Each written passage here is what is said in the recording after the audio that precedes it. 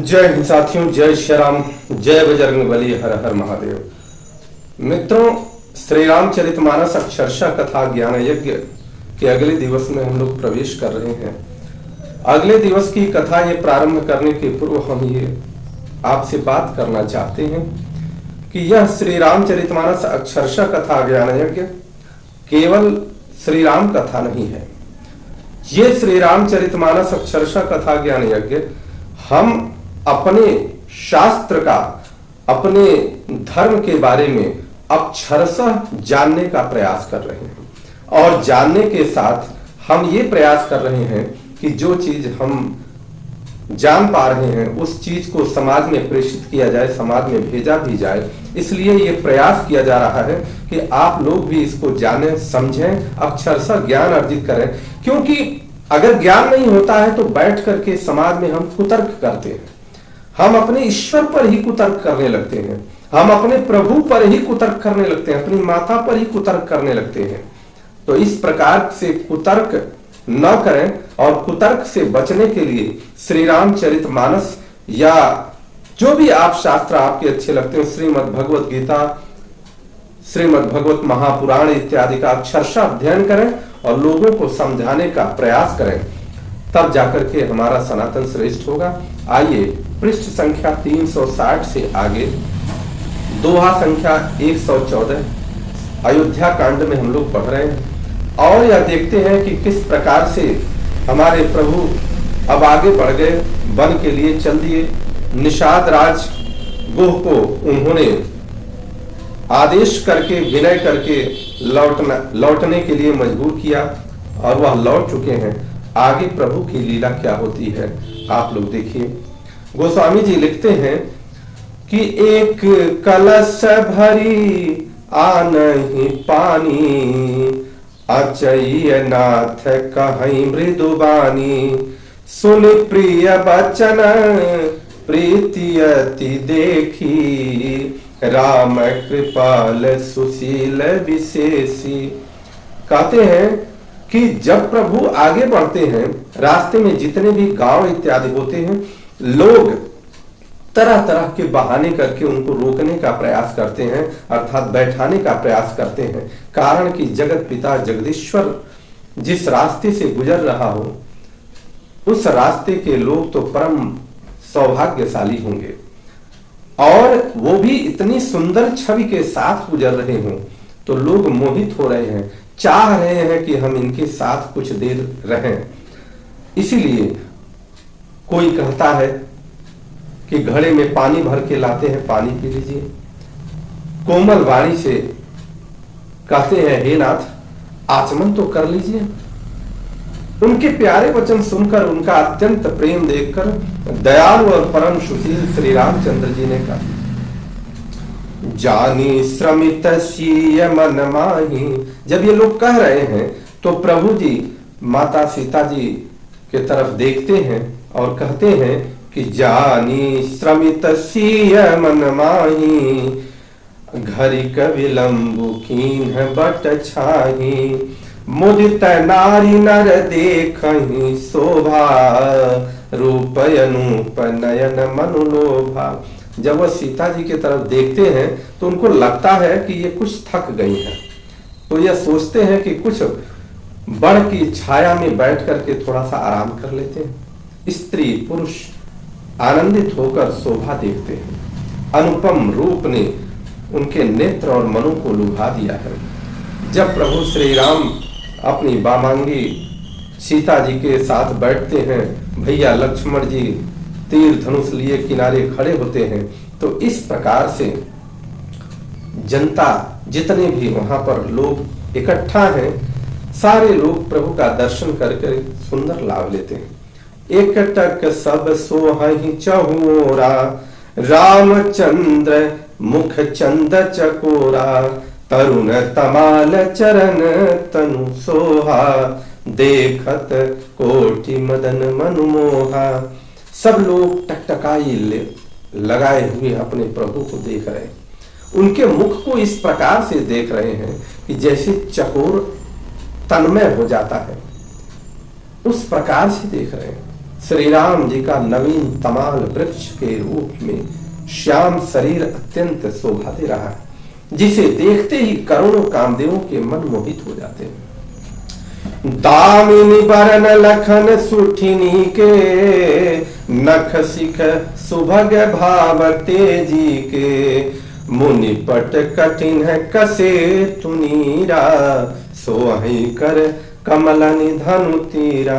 बिजली के से रंग की तरह से लक्ष्मण भैया का रूप देखते हैं, वे नख से शिखर तक सुंदर है, नख से शिखा तक सुंदर मन को बहुत भाते हैं। दोनों मुनियों के वस्त्र धारण किए हुए हैं और कमर में तरकस कसे हुए हैं, कमल के समान हाथों में धनुष बाण शोभित हो रहा है। जटा मुकुट शीसन सुभग उरभुज नयन विशाल, शरद परब विधु बदन बर, लसत स्वेद कनजाल।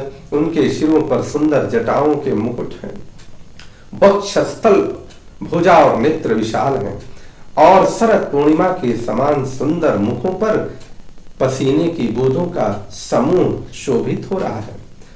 बरनी न जाई मनोहर जोरी, शोभा बहुत थोरी मति मोरी, राम लखन सिय सुंदर ताई, सब चित वही चित मन मति लाई। उस मनोहर जोड़ों का वर्णन नहीं किया जा सकता, क्योंकि शोभा तो इतनी अधिक है कि जिसका वर्णन करने के लिए जो बुद्धि चाहिए वो बुद्धि बहुत कम है। श्री राम, लक्ष्मण और सीता जी की सुंदरता को सब लोग मन, चित्त और बुद्धि तीनों को लगाकर देख रहे हैं। थके नारी नर प्रेम पियासे, मनहु मृगी मृग देखी दिया से, सिय समीप ग्राम तिय जाही, पूछत यति स्नेह सकुचाही। प्रेम के प्यासे स्त्री पुरुष ऐसे थकित रह गए जैसे दीपक को देखकर हिरनी और हिरन थकित रह जाते हैं। मानो गांवों की स्त्री सीता जी के पास जाती हैं, परंतु अत्यंत स्नेह के कारण कुछ भी पूछने से सक जाती हैं। बार बार सब लागहि पाए, कहीं बचन मृदु सरल सुभाए, राजकुमारी विनय हम करही, तिय सुभाय कछु पूछत डरही। बार बार सब उनके पांव लगती और सहज ही सीधे साधे कोमल वचन कहते हैं।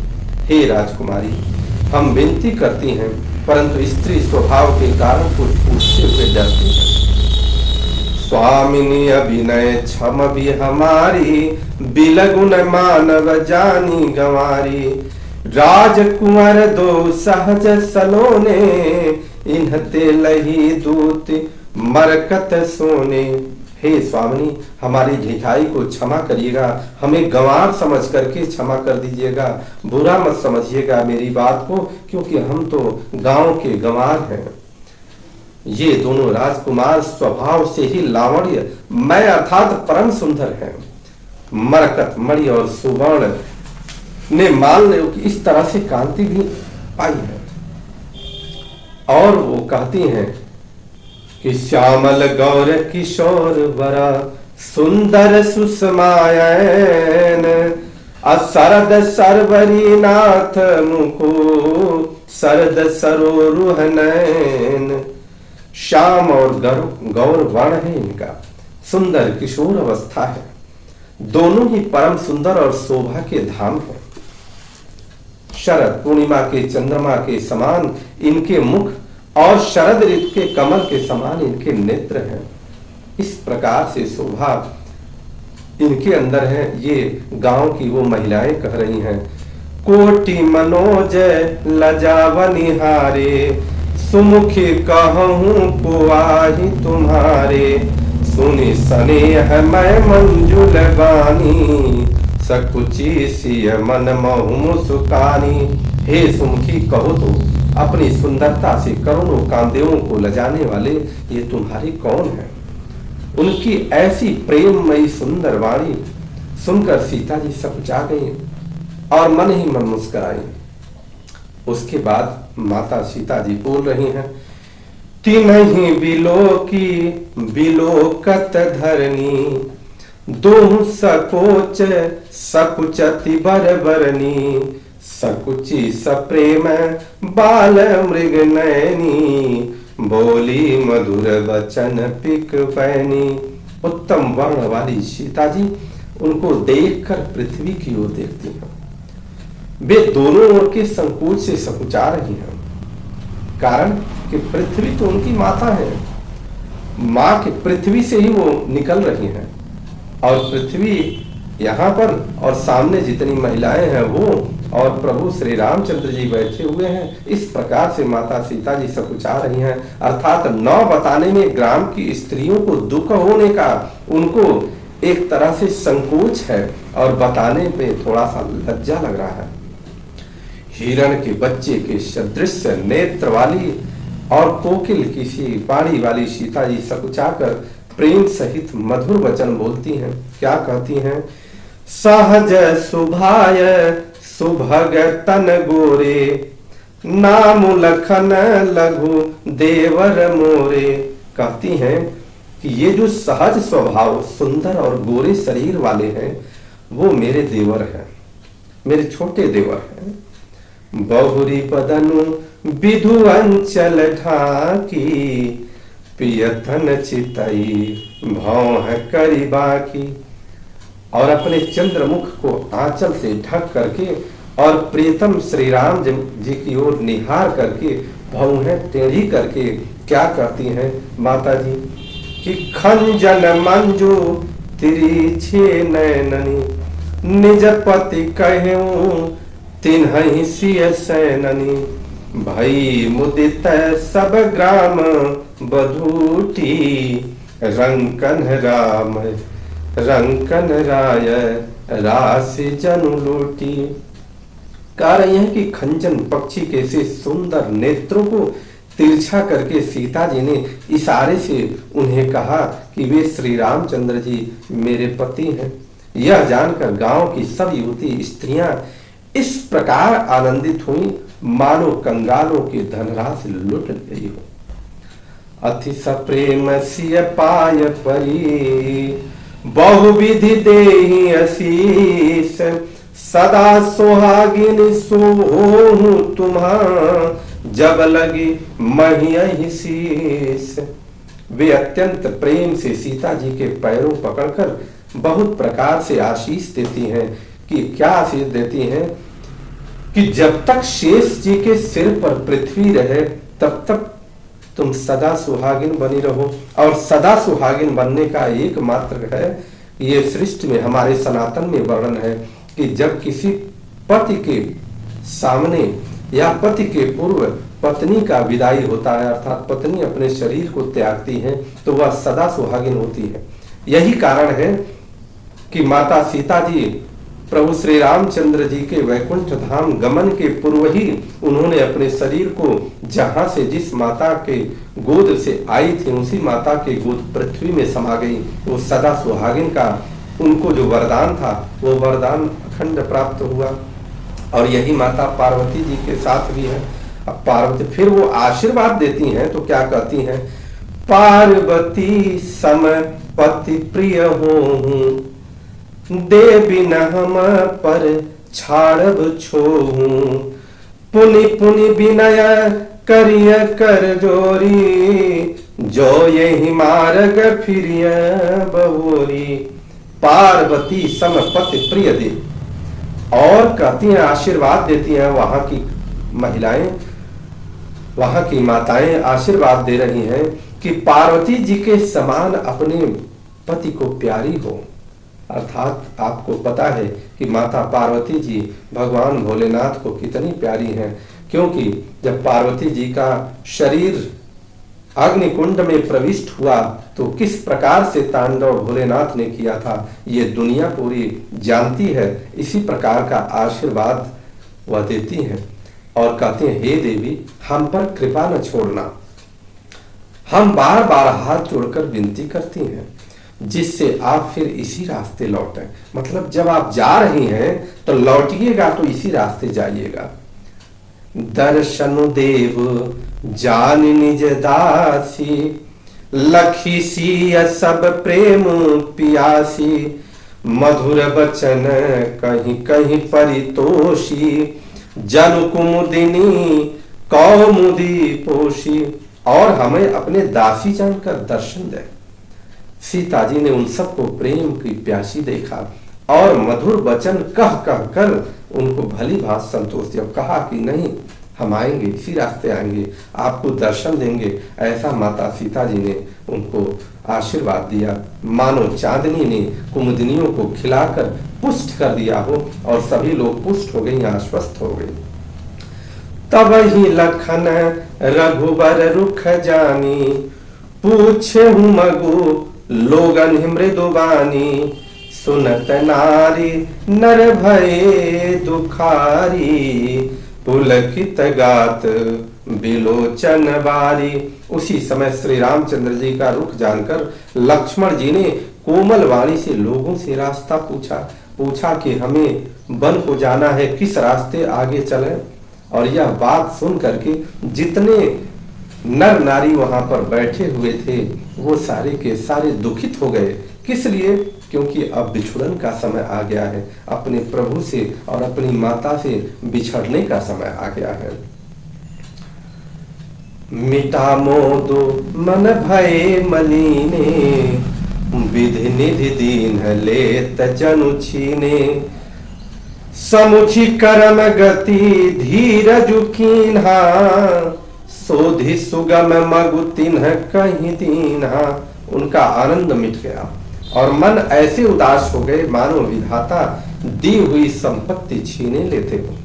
कर्म की गति समझकर उन्होंने धैर्य धारण किया और अच्छी तरह निर्णय करके सुगम मार्ग बतला दिया। लखन जानकी सहित तब गवन कीन रघुनाथ, अफेरे सब प्रिय वचन कहीं लिए लाई मन साथ। तब लखन जी और जानकी जी सहित श्री रघुनाथ जी ने गमन किया और लोगों की प्रिय वचन कह कर सभी लोगों को अच्छी अच्छी बात कहकर, सुंदर बात कह के समझा करके लौटाया, किंतु उनके मनों को अपने साथ ही लगा लिया।